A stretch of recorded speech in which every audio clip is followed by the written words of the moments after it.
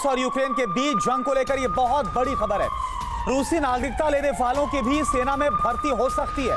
Kremlin बहुत जल्द जारी कर सकता है इस नए आदेश को। पिछले 5 साल में 10 लाख लोग ले चुके हैं रूसी नागरिकता। रूसी नागरिकता लेने वालों में भारतीय भी शामिल है, यानी कि कौन वो लोग हैं जो कि रशियन फोर्सेस में शामिल हो सकते हैं। तो अब आप देखिए, इसमें यह कहा जा रहा है, और सबसे बड़ी बात, जैसा इससे पहले ब्रेकिंग न्यूज में हमने बताया कि पिछले 10 साल की अगर बात करें तो बड़ी संख्या में भारतीय भी हैं जिन्होंने रूसी नागरिकता को लिया है।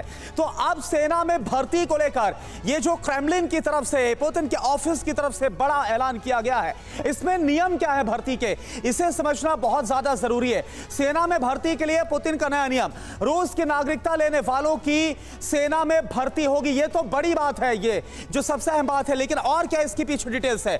सारे अधिकारों के साथ रूस की रक्षा का कर्तव्य भी बेहद जरूरी होगा। और इसमें क्या कहा गया है नए नियम में? पिछले 5 साल में 10 लाख लोग ले चुके हैं रूसी नागरिकता।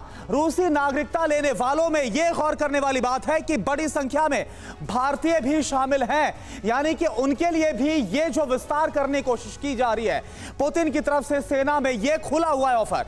मध्य एशियाई देशों से कई लोग ले चुके हैं रूसी नागरिकता। यह एक और बड़ी इंफॉर्मेशन आ रही है। और कौन से वो देश है आप देखिए, कजाकिस्तान है, उज्बेकिस्तान है, तुर्कमेनिस्तान है, यहां के लोग हैं मध्य एशियाई देशों के लोग जो कि रूसी नागरिकता ले चुके हैं। क्रेमलिन बहुत जल्द जारी कर सकता है नए नियम का आदेश। जो जानकारी सामने आ रही है इस पर मैं बात करूंगा, और ज्यादा जानकारी मेरे सहयोगी मनीष भी हमारे साथ है।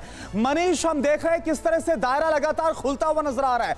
ऑफर्स, तमाम लुभावनी बातें, चुनाव में टिकट, और अब तो यह भी कहा जा रहा है कि जिन्होंने नागरिकता ली है वो भी रूसी सेना में शामिल हो सकते हैं। इसके पीछे वजह क्या आपको नजर आ रही है मूलभूत तौर पर? बिल्कुल करुणा, देखिए, रूस के अलग अलग हिस्सों में मैंने सैकड़ों ऐसे लोगों से बात की जिन्हें हाल ही में रूस की नागरिकता मिली थी, और उन सबको ये डर था। लेकिन इसके बाद जब मैंने क्रेमलिन से जुड़े एक अथॉरिटी से बात की तो उन्होंने कहा कि सरकार इसे लेकर बेहद गंभीर है और जल्द ही क्रेमलिन इसको लेकर एक आदेश भी जारी करने वाला है। यानी वो लोग 5 साल के अंदर अगर आप देखें तो कम से कम 10 लाख लोग ऐसे हैं जिन्होंने रूस की नागरिकता हासिल की है। बहुत भारी संख्या में भारतीय भी हैं, जो भारतीय वहाँ पर पढ़ाई करने जाते हैं या जो भारतीय वहाँ पर रहने लगे, बिजनेस करने लगे, उन सब ने भी रूसी नागरिकता ली है। और उसमें से बहुत सारे लोग युद्ध के दौरान वहाँ से भारत या अपने अपने देश भी लौट आए।